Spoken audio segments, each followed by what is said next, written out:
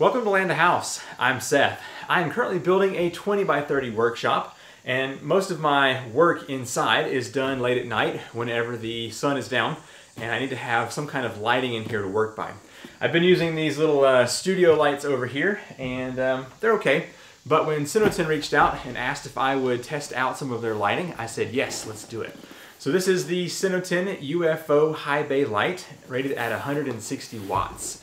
It's designed to be in a building that has a high ceiling, and I've got 10-foot walls here, so we should be able to get this up here on my ceiling. Let's go ahead and open up this box and see what this light is all about. Once again, it's the Cinoton UFO LED High Bay light 160 watt one pack. So let's go ahead and open this box up and pull this light out of here so you can see what it looks like. All right, got a tiny user manual. We can take a look at that. And then the high bay light right here.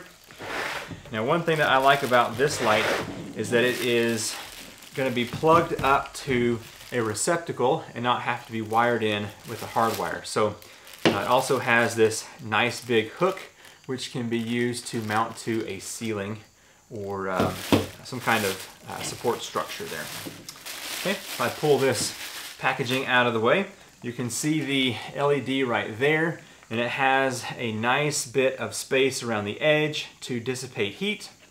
If we turn this up over here, let's see, it's got a little mounting cable which will allow you to hang this up for a short time while you are working with this light.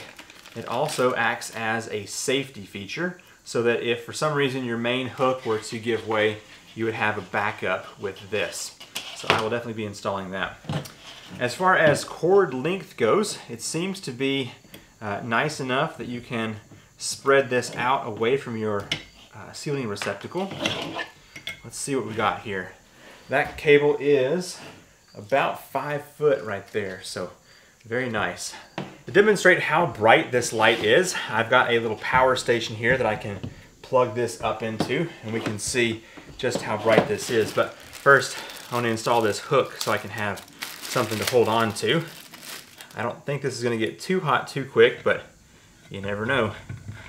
So one cool thing is the hook will thread in here, and then there is a set screw that I will also be tightening down over here to make sure this hook stays in place. I guess maybe if for some reason it were to wobble in the wind, you wouldn't want it to come unthreaded. All right, go ahead and plug this up here. Ooh, yeah, that is a bright light. I'll probably film a little bit more of this tonight whenever it's dark out so we can see just how much light this produces here in my workshop. Not enough time for that to get warm. Now that I have that hook in place, I'm going to take a screwdriver and get that set screw tightened down, and that way this will not ever have an issue with unthreading. There we go. Now, I don't have my insulation in the ceiling yet, or my ceiling panels, but let's go ahead and put this up top on my roof to make sure that it's going to look nice up there. I'm also just going to take this safety cable around one of the trusses and clip it back to itself, just to show you how well that works also.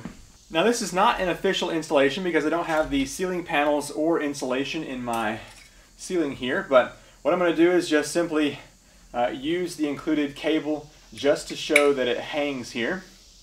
Let's go ahead and do that real quick.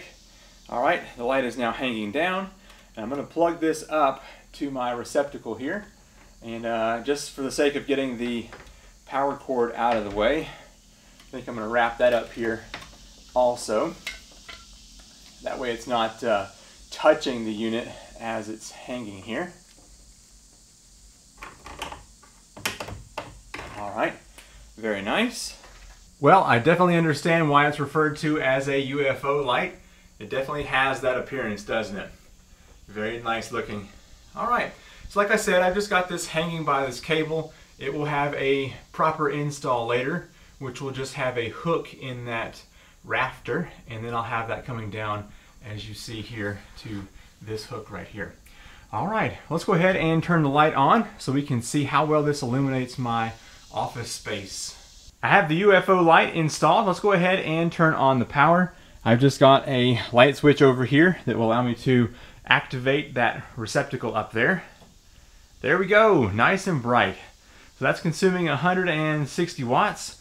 We can test that on a power station here in just a minute to see if it's accurate. But I can see where the housing of the light is casting the shadow here about the 8-foot mark. And then after that, everything is very bright. I can definitely work with this kind of light. And it is shining a nice, consistent round circle there. Let's step over here to this power station, which is currently running this light, and see what it shows as the power consumption. Let's see here. 153 watts. So the 160 is pretty close to accurate there. If we check up here on the light, it does say UL certified, which is good to know. Now it's been on for about a minute and I don't feel any heat yet, so that's good. To be able to put out 153 watts worth of light and not be hot yet, that's a good sign. Definitely going to keep this, a foot or more from touching the ceiling panels, just for heat reasons. But if you look down here, that is so much light. Nice and bright. To show you just how bright this light is, I will step back out here whenever it's nighttime and give you an idea of pitch black versus having the light on. So I will see you back in a couple hours. As you can see, I can't. Let's turn on this light real quick. All right, this is very bright here in this small room. I am quite pleased with the way this light has turned out.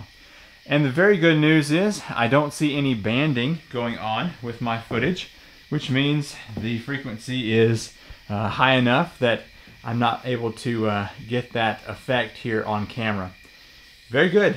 That means I'll be able to film here and use this overhead light to produce for my filming needs. Very cool. All right, let me step over here into the light so you can see how bright it is on me whenever I'm standing pretty much right under this light. So I am happy with it. It is bright enough. I will probably end up putting 2 in here, one on one side, one on the other, and that will be about 300 watts worth of power here in this small room and should be sufficient. I will have a link to this UFO light in the description down below if you want to check it out. I have worked with the Cinoton brand for several years now, and all of the lights that I have from that company are still working well up in my top shop. So I anticipate that this UFO light will continue to work just as well. I'm Seth with Land A House, and I will see you in the next video. Bye.